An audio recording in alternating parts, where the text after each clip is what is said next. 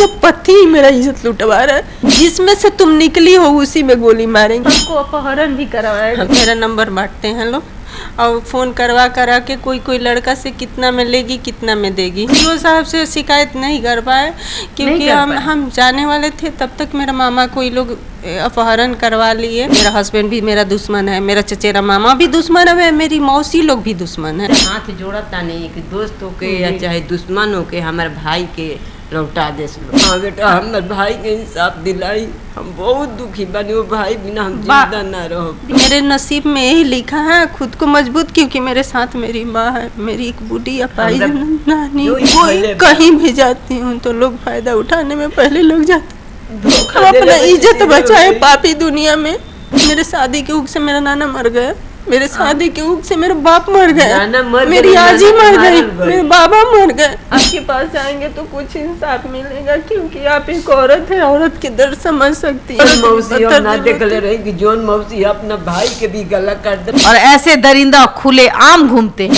ऐसे घटिया इंसान को पत्नी ऐसी मिलती है कि उसका कद्र उसके पास में नहीं होता है और वो अपनी पत्नी को बाजारू बनाने के चक्कर में रहता है जी। तो जब शिकायत की सीओ से जी, तो नहीं, वहाँ सीओ साहब से शिकायत नहीं कर पाए क्योंकि हम जाने वाले थे तब तक मेरा मामा कोई लोग अपहरण करवा लिए। मतलब आप जब शिकायत करने जाने वाली थी तो उनको लगा कि आज ये पहुंच जाएगी। मेरा तो दुश्मन का ही हाथ है, मेरा हस्बैंड भी मेरा दुश्मन है, मेरा चचेरा मामा भी दुश्मन है, मेरी मौसी लोग भी दुश्मन है। तो ये तो मेरा दुश्मनी से भी हुआ होगा। मेरा मामा अमृत मामा को अपहरण कराया गया जी। अभी हम इंटरव्यू भी दिए उसके दोस्त के थ्रू। उसके दोस्त की कोई नाशा वगैरह करने वाला लड़का 100-200 रुपया में कुछ भी कर देगा, उसी से उसको उठाया गया है। लेकिन 100% हमको शक है कि मेरा कोई दुश्मन या उसका दोस्त ही काम किया है उसके साथ। हाथ जोड़ता नहीं कि दोस्तों के या चाहे दुश्मनों के हमारे भाई के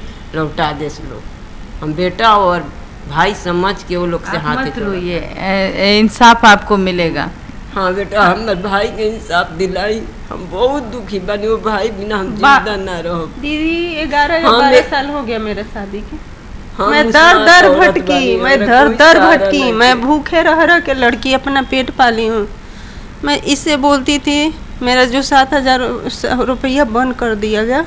अब तो खुद के मैं धीरे धीरे पत्थर बना ली हूँ, अपना एथी में ढल गई हूँ कि अब मेरे नसीब में यही लिखा है खुद को मजबूत, क्योंकि मेरे साथ मेरी माँ है, मेरी एक बूढ़ी अपाई नानी। मत रोइए, मेरा भाई मेरा बाप नहीं है। औरत थोड़ी ना कमजोर होती है। अभी हमें चचेरा भाई हमारा बहन की जिंदगी कोई कहीं भी जाती हूँ तो लोग फायदा उठाने में पहले लोग जाते।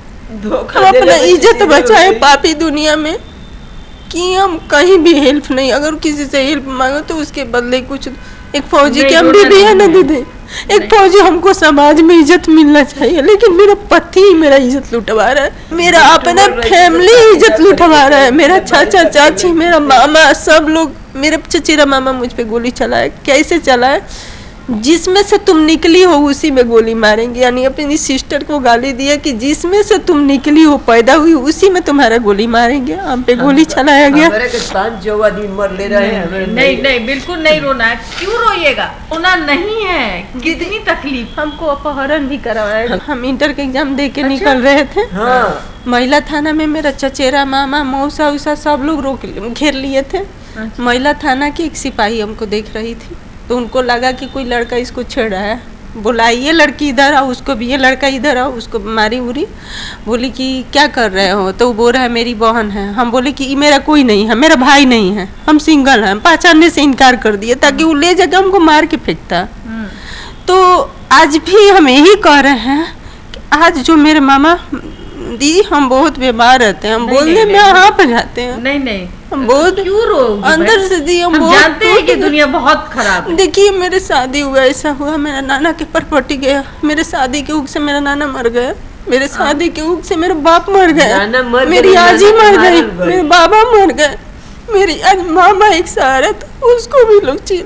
हमारे बाप के भी सिंह सिंह मार दिलन जान दीदी, हम दिल पर मरवा दिलिए मरमतारी। हम पत्थर रख के और वही मार रहे थे। देखिए आपके पास जाएंगे तो कुछ इंसाफ मिलेगा, क्योंकि आप एक औरत है, औरत के दर्द समझ सकती हैं। कितना औरत मौसी हम ना देखले रही कि जोन मौसी अपना भाई के भी गला काट दे। हम अपनी मौसी को ना, सौतेली मौसी को सगी माँ के से ज्यादा जानती थी। मैं दिल की बहुत साफ लड़की हूँ। मेरे दिल में मैं आपके पास कॉल नहीं कर पा रही थी, जबकि सब इसलिए मेरा तबीयत खराब चल रहा है। सब बेटियों का नसीब बिल्कुल अच्छा नहीं होता है। बेटी माँ बनती है, सास बनती है, और बेटी ही बेटी का दुश्मन भी होती है। ऐसे लोग हमारे समाज में कैसे रहते हैं, और ऐसे दरिंदा खुले आम घूमते हैं। ऐसे लोगों के लिए कोई कानूनी कार्रवाई क्यों नहीं होती? सिर्फ कोर्ट तारीख, और फिर तो वो नौकरी कर रहा है। इसकी जिंदगी तो बर्बाद कर दी, खत्म कर दिया। क्या है शरीर में? एक माँ, सब कुछ तो छीन लिया। शादी क्यों की थी? किसी की जिंदगी बर्बाद करने के लिए।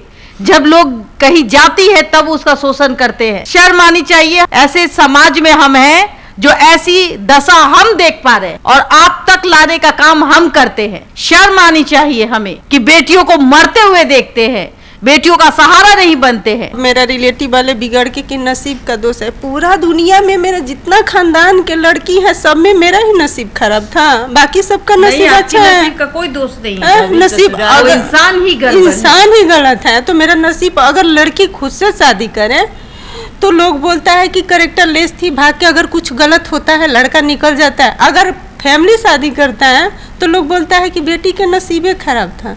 आपके मामा बिल्कुल, वो जो लोग ऐसे हैं वो जाहिल गवार है, जो ऐसी सोच रखते हैं। आप अभी भी अपना हिम्मत कायम रखिए और लड़ाई को लड़िए, सजा दिलाइए। ऐसे लोगों को सजा मिलनी चाहिए। आप क्या कहते हैं कि जो बेटियों के साथ खिलवाड़ करते हैं उसको सजा मिलनी चाहिए या नहीं मिलनी चाहिए? हम तो कहता नहीं कि हमरा बहन लोग के और मैं जो सोतेला मतारी बड़ी उनका सजा मिले के चाहिए, जो चचेरा भाई बाना उनका सजा मिले के चाहिए, और मेरा हस्बैंड मेरे परिवार को सजा मिलना चाहिए। मान लीजिए कि मौसी माँ समान होती है। अगर मैं सुखी रहती, अपना पति के साथ खुश रहती, आप लोग का भी हेल्प करती, सपोर्ट करती, क्योंकि माँ मौसी में कोई फर्क नहीं है, चाची और माँ में भी कोई फर्क नहीं है, दोनों एक समान।